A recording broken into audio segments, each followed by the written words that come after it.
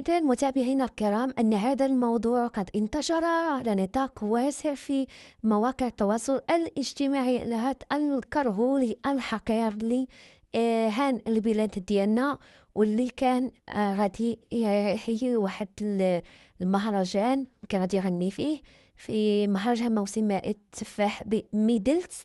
ونتحدث هنا على الشاب بلال. الحمد لله تم إلغاء حفل الشاب البلال الكرهولي وتهنينا منه، وذلك بعد حملة انتقادات شملت هذا المغني الجزائري، وان بزاف ديال المغاربه قالوا حنا ما بغيناش يغني لينا لان كاينين مغنيين يعني عندنا في المغرب اللي احسن منه ألف درجه، وهو مغني يعني اللي هو قديم، لكن ما كيشرفناش انه يكون في الحفلات ديالنا او في المهرجانات ديالنا، ما يشرفناش اننا نسمعوا ليه. انا بعدا باغا نفهم واحد القضيه، ملي هاد مساحه الوالدين ما حامليناش علاش جايين عندنا، علاش باغيين يجيو بلادنا؟ حيت كاين الفلوس، لان المغرب كيميزي لكم مزيان هذاك الشيء علاش كتجيو تغنيو. مي حضيره الجزائر ما كاينش تما الفلوس والدينار طايح بزاف، يعني ما غاديش واخا تغني تما ويخلصوا شي حاجه بسيطه كيبغيو يجيو هنا المغرب. الا عقلتو خوتي ان في المهرجان موازين عطاو الرايه ديال المغرب وما بغاش انه يحملها او يهزها. المهم نقول بان هاد الكرهولي تنينا منه وما غاديش يجي عندنا، اولا كان عندهم الناس ما يجيوش. انا بنادم ما حاملش واحد الدوله ما كيبغيهاش، علاش غتجي ليها؟ علاش غتغني فيها؟ بالاحسن سير شوف الحاضره ديالكم غني تما.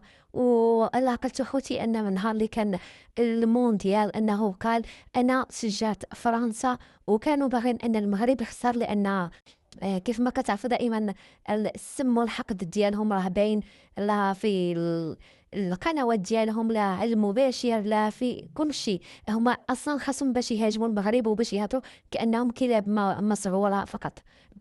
دائما المغرب هو اللي كيبان لهم انا من المغرب، بحال المغرب هو اللي نقطه الضعف ديالهم. هادشي اللي كاين.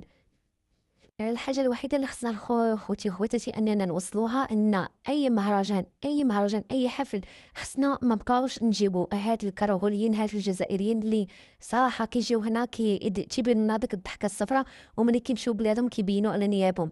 الأحسن ما يجيوش يغنوا عندنا كعندهم الناس، ما يجيوش عندنا، ما يقربوش لبلادنا، ويمشي يشوفوا بلادهم ويقابلوا بلادهم ويقابلوا شعارهم، لأن كيجيو هنا وكيبداو زعما راه حنا المغرب ما المغرب، واللي كيمشيو تما كيبينوا وجههم، لان هاد الكرهولي اصلا ما حاملينوش. وشكرا لكل المغاربه الاحرار اللي في